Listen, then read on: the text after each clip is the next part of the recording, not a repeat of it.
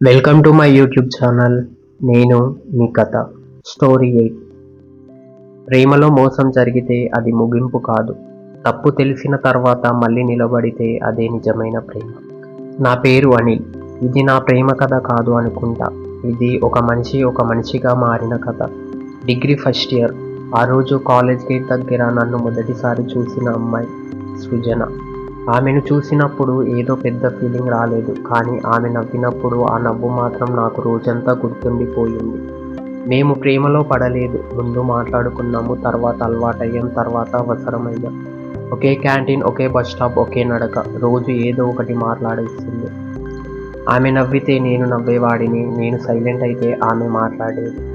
అలా మెల్లగా మనసులు దగ్గరయ్యాయి. ఒకరోజు సృజన అడిగింది, మనిద్దరం ప్రేమలో ఉన్నామా అని. నేను సమాధానం చెప్పలేదు, ఎందుకంటే అప్పుడు నాకు అర్థమైంది అది ప్రేమ అని.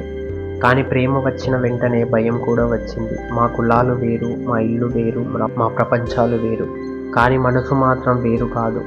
మేము నవ్వాం, మేము ఏడ్చాం. చిన్న చిన్న గొడవలు, చిన్న చిన్న సర్దుబాట్లు. డబ్బులు లేవు, పెద్ద భవిష్యత్తు లేదు, కానీ కలలు మాత్రం బాగా ఉన్నాయి. కాలం గడిచింది. ఇంట్లో అనుమానం మొదలైంది. సృజనకి ఒత్తిడి పెరిగింది. ఒకరోజు ఆమె మారిపోయింది. ఫోన్లు తగ్గాయి, మెసేజ్లు తగ్గాయి. నా నుంచి తప్పించుకోవడం మొదలయ్యింది. చివరికి ఒకరోజు చెప్పింది, అనిల్, మనమిద్దరం ఇక కలవకూడదు. ఆ మాట నన్ను చంపలేదు, నన్ను ఖాళీ చేసింది. ఆమె చెప్పింది, ఇంట్లో ఒప్పుకోరు, నాకు బలం లేదు, నన్ను మర్చిపో. ఆ రోజు సృజన నన్ను మోసం చేసి వెళ్ళిపోయింది, లేదా అలా అనిపించింది. నేను పూర్తిగా కూలిపోయాను.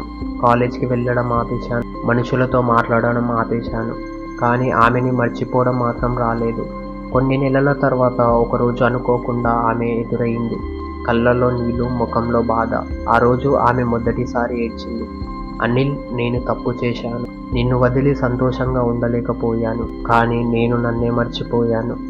ఆ రోజు ఆమె ఒప్పుకుంది, ఆమె చేసిన మోసం కాదు, మళ్ళీ మొదలెట్టాం. కానీ ఇప్పుడు ప్రేమతో కాదు, ధైర్యంతో. ఇంట్లో తెలిసింది, ఎదురు చెప్పారు, తిట్టారు, కొట్టారు.